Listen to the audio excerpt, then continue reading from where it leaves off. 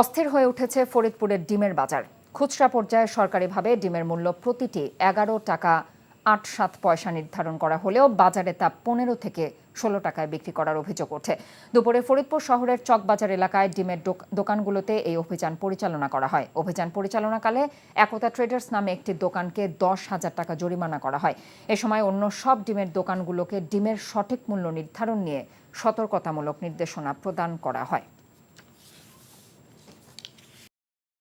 টাকা চুরির জন্য যদি আমার গলায় জুতার মালা পরাইতে হয়, তাহলে আমার শালীর সাথে প্রতারণা করার জন্য তোর ফাঁসি হবে।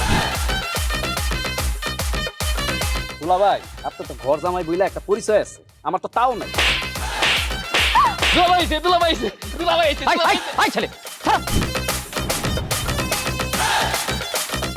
রাজনৈতিক ফ্যামিলির মেয়ে হয়ে ওই কাজ করবে।